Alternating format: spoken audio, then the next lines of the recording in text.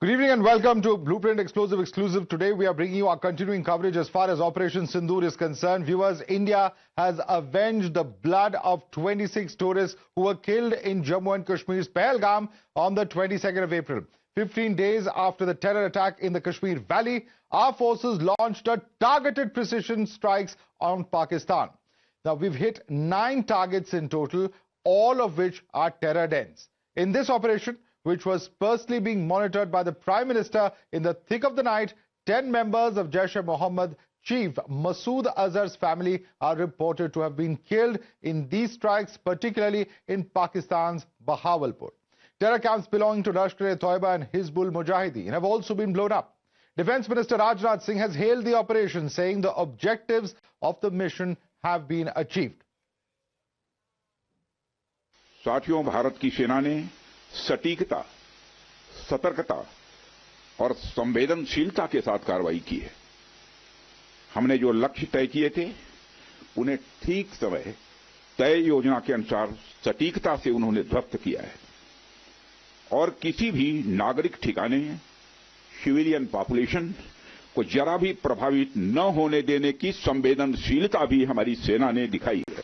एक तरीके की सटीकता, सतर्कता और मानवीयता यह हमारी भारत की सेना के जवानों ने दिखाई है।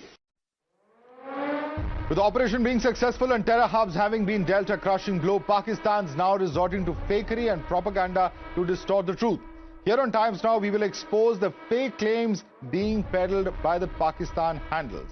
The first claim that was being made is that the Indian Army raised a white flag, and in fact this is a claim that was made. The reality is that this is completely unsubstantiated and a false claim that has been made by several of these Pakistan handlers. Let's go on to claim number 2 that has been made. In fact, in this particular claim, the INB ministry had also endorsed this claim that has come in from their side. Also, of course, the fact that the Pakistan Air Force targeted the Srinagar Air Base. The reality is that the footage of a 2024 sectarian clash in Khyber Pakhtunkhwa was used. And in fact, they also went on to claim that Pakistan destroyed an Indian brigade headquarters. The reality is that this is not just fabricated. There is absolutely no basis in the kind of information that is being peddled as far as Pakistan is concerned. Let's go across to Pradeep, who's joining us for more on this.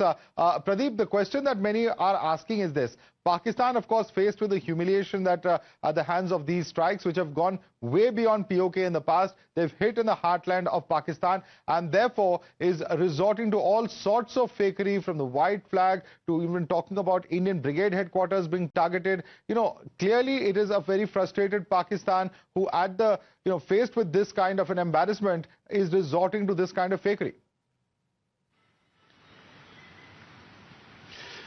Nothing can be bigger humiliation for Pakistan than this thing, because this time the Indian troops have not targeted any of the terror training camps in Pakistan-occupied Jammu and Kashmir, but they have targeted heartland, and that too in Punjab.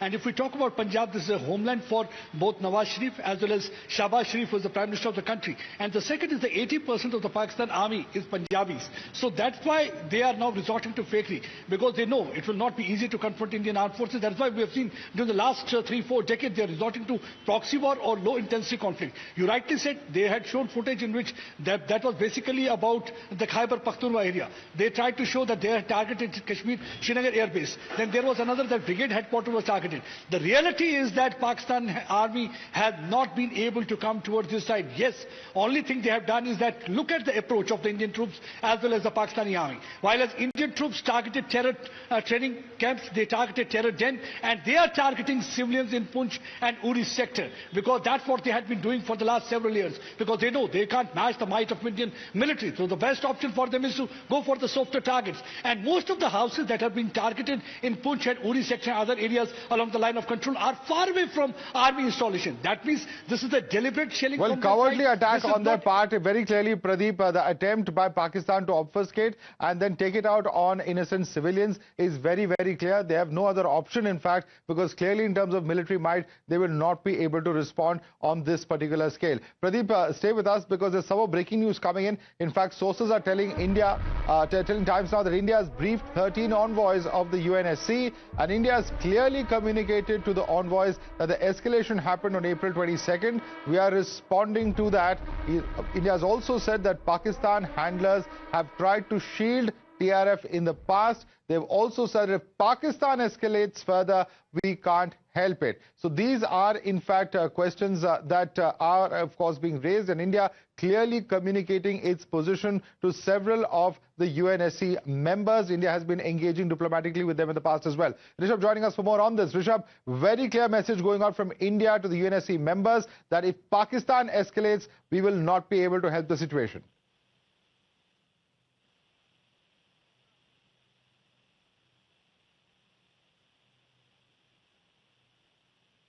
Took place on 22nd of April, and now what we are doing is just responding, and people who are talking about de-escalation should understand that the escalation happened on 22nd of April itself. Apart from that, what we are also given to understand that when a question was raised by certain envoys that whether India has achieved its objective or not, India did not give a clear answer, which means that India wants to keep its card very close and ensure that the surprise element remains as it was last night. Apart from that, what we are also given to understand that India very categorically said that TRF, that the Resistance Forum, as they have been talking about, is nothing but a Pakistan-backed Lashkar-e-Taiba's offshoot. Now, the way Pakistan tried to ensure... So very clear, a very unambiguous message going in from India's side to the world that it all depends on Pakistan. If it chooses to escalate this situation, then there would be a befitting response from India's side as well. Rishabh, thanks so much for joining us and giving us that latest update as far as India's diplomatic outreach is concerned. And now into the angle of the investigation. The National Investigation Agency has appealed to all tourists, visitors and local people who might have more information, photographs or videos relating to the Pahalgam terror attack on tourists to immediately contact the agency. The agency has already taken possession of a sizable number of photographs and videos showing various aspects of the attack and is examining the same. Madhavdas is with us for more on this. Madhavdas, as far as the investigation angle is concerned as well, India will continue to pursue that, and the NIA now making this appeal to the public at large. Yes, Madhav, in fact, what NIA has said is very important. They have dubbed this dastardly terror attack case as a crime against humanity, and they have, in fact, given two numbers. One is a mobile phone number, other is a landline number. They have said that they have, in fact, accessed several videos. Some of these videos are from open source, and they have now appealed to public is that if you are putting videos from open source, then you should also, in fact, get in touch with them so that they know the source of these videos, and that's the reason they have asked public to share their numbers so that they can, in fact, the investigators can in fact get in touch with them. Importantly, the chief of NIA and senior officers have visited the Pahalgam tourist spot, and they have carried out their investigation. Investigation in this case continues, and NIA is hopeful that in next 48 to 72 hours they will achieve a very important breakthrough as far as this case is concerned. All right, thanks so much, Madhavdas, for joining us with that quick update. Let's switch focus and take it across to our guest now. Joining us is Air Marshal VK Bhatia, defense expert. Also with us is Lieutenant General Shankar Prasad, defense expert. Joining us also is Major General Rajan Kochar. He's a defense expert as well. We also have with us SP Vaid, former DGP of Jammu and Kashmir. Thank you so much, gentlemen, for joining us. And let me begin by asking Air Marshal VK Bhatia. Air Marshal Bhatia, your response to what's of course been India's action, and clearly an action that has rattled Pakistan so much that it's putting out all sorts of fake information, from making accusations that India has raised the white flag to even talking about an imaginary attack on one of the brigade headquarters. It doesn't get worse than this as far as Pakistan is concerned, but it's known to be a purveyor of such fakery and fake news.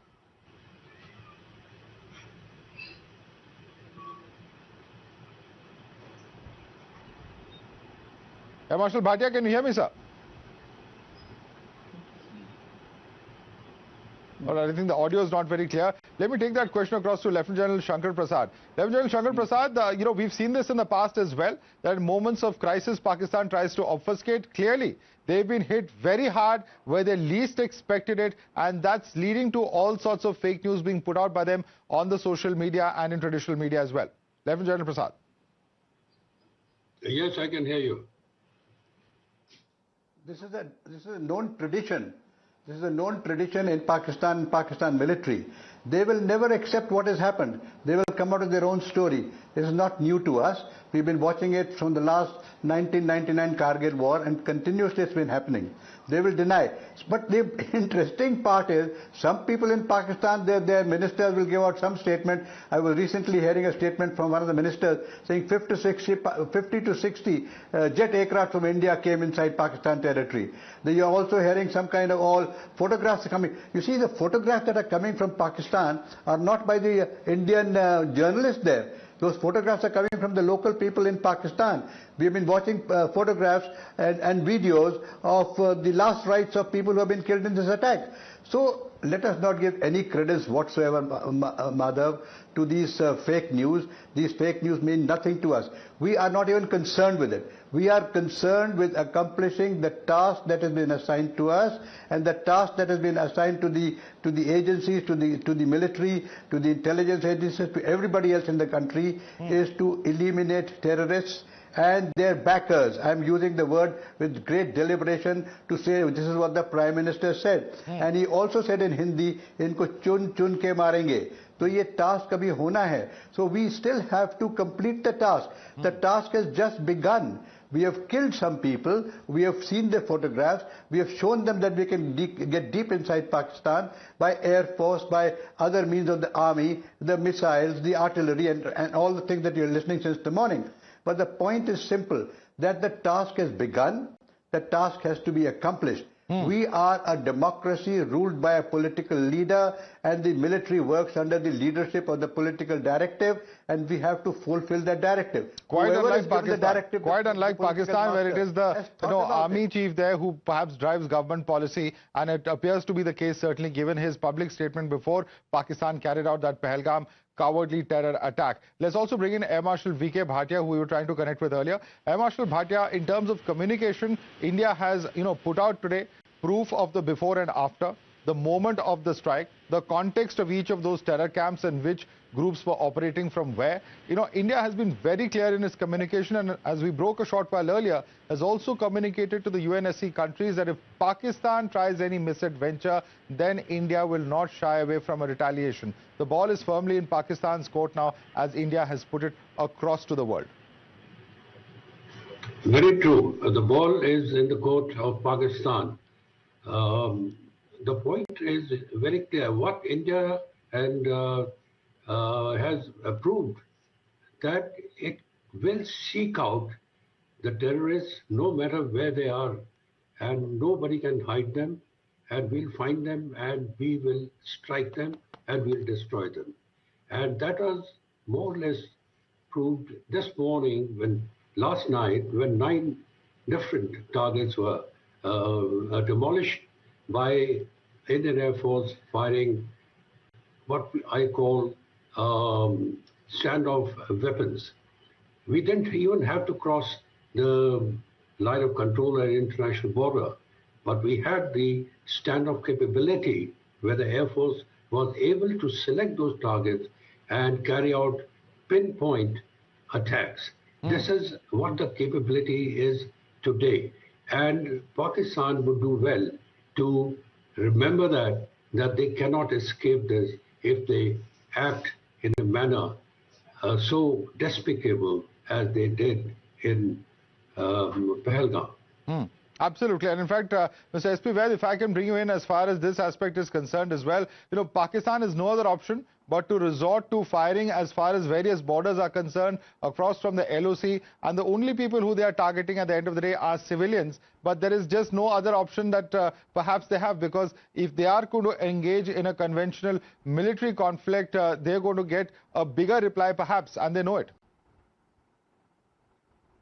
Absolutely, because Pakistan has to evaluate actually as to what. Yeah, good evening. See, I have been seeing this for many years. Pakistan is a rogue state, and their ultimate weapon is attack the civilian. What we are witnessing after last night's very successful and precision attack by all the three services of the Indian Armed Forces, Pakistan is resorting to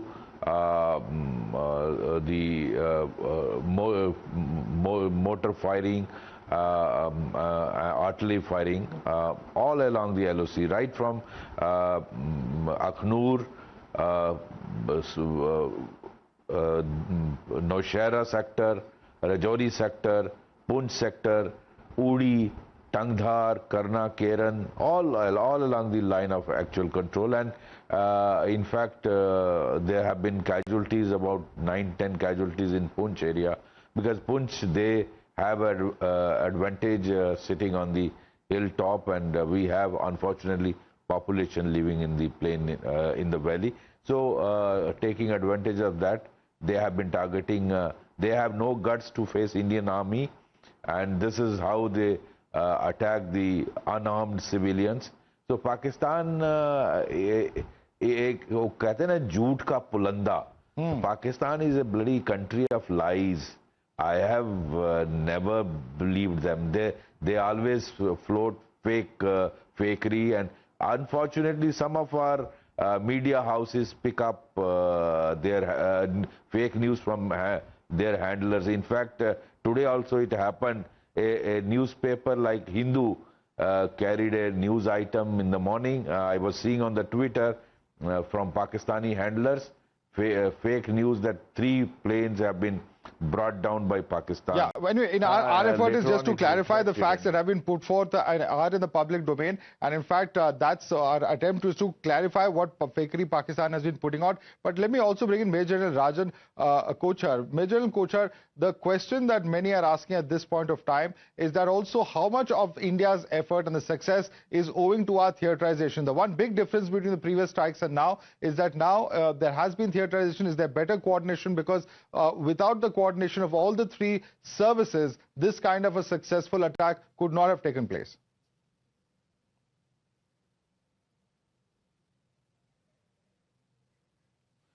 Request you to unmute yourself and speak, General Kochhar.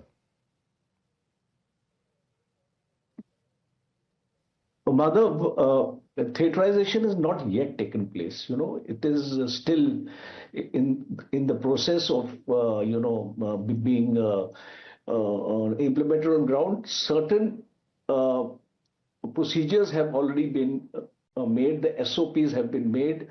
The doctrines have been made. And as a matter of fact, in Defense Services Staff College, this time, all the war games have been based on theaterization. So I think this process is on, but not yet fully functional, I would say, because there are many issues. You know, theaterization doesn't take place in a very short time. There are many issues, and especially the logistics part also, because your army actually follows a different logistic system. Air Force follows. So we have a lot of work to do. I think it's work in progress right now. So maybe I can give it another about 2 years or so, where we'll see some things happening on ground. Notwithstanding that, you see this the way the Indian Army and the Indian Air Force functions, there is already a great deal of integration and joint manship, and a number of courses like we do in the armed forces, like the Defense Services Staff College course, High Command course, College of Higher Defense Management course, NDC course. These are the training courses where we do some joint exercises and we work together. And this time also there was an exercise in Rajasthan where the Air Force and the Army worked together. But what has happened here is, in this particular operation, there has been a lot of synergy in the planning of this entire operation with the Air Force, Navy, and the Army. All three have got together, and especially the intelligence is a part of it. The selection of the weapon system, what kind of targets are going to be used in what areas, the knowledge which the Army has of the terrain, of the kind of operations which we have been doing here, the Air Force has also been doing. So I think from that point of view, I would like to say that there has been a great deal of synergy between the Air Force and the Indian Army. And that is why the results are there for you to see. Absolutely, results there. But you know, Lieutenant Prasad, the larger point, the larger message cannot be missed, because here you have a situation where India has gone from crossing the LOC into POK to actually crossing the IB into heartland of Pakistan. Bahawalpur in South Punjab is where we have struck, and where we have struck Masood Azhar, perhaps where it hurts the most. So that message, that terror wherever it may be in Pakistan, is going to receive a befitting response from Indian side, is the big message going in for Pakistan and the world at large. Indeed it is. Where is the doubt left? Initially we used to feel only line of control is going to be activated. We're not going to go across the international border. But that, you see, let's understand the situation has changed. Today is not the same thing which was happening a couple of years ago. 3, 4 years, 5 years ago when Balakot happened. Things have changed. The scenario has changed. The Sahan Shakti of our country has shrunk. How much can we accept this like a nonsense? Simple, innocent people, and asking the religion and killing the girls. What nonsense is this? Which country can tolerate it? So they have crossed the line this time, and they are going to get the answer, and we are going to cross the line, which we have done it. So international border is no longer a sacrosanct line for us. International border has been violated, and so be it. It is not the first time and not the last time, let me tell you that. It is going to happen over and over and over again till the tasks assigned are completed. And the task assigned will be completed only when the entire synergy of a country is put together. Let me just not take the credit for the Army, Navy, the Air Force. They are the kinetic force which have destroyed and actually physically caused damage. But there are a large number of other agencies that have supported it. The intelligence agency is the major issue in this. There is unless you get very accurate intelligence, you will not be able to pinpoint targets. There is no point in hitting a place where you find nothing and you kill some innocent people and all the rest of it. The intention of the government of India and the armed forces and the agencies of India is, we do not want to go to a war. Please don't forget that the Prime Minister for the last 2 years or 3 years has been repeatedly saying, for which the whole world is applauding him, this is not an era of war. We do not want to go to war, but we are going to go and neutralize those people who are creating problems in our country, and they are the terrorists. So terrorists will be targeted, and terrorists will be targeted based on actual intelligence, actual information converted to timely intelligence. We will locate these people. We will kill them. Some of the leaders who are Jaish-e-Mohammed leader and the Lashkar leader perhaps have been shifted to the general headquarters. We will locate them. Our intelligence agencies will locate them. There are large number of intelligence inputs that are coming. Not only from the recognized organizations of the Indian government, which you are all familiar with. There are local people who will give us information. Absolutely. The setup of these people. Absolutely. Let me quickly, before I wrap up, let me quickly get in a comment from Mr. Vaid on the name of the operation itself. You know, because it's so symbolic. We've all seen what's happened there in Pahalgam, and you know how women in front of them, in front of their children, their husbands were targeted. As far as those 26 victims were concerned, it is a fitting tribute to all of them to have named the Operation Sindoor in that sense. Mr. Vaid.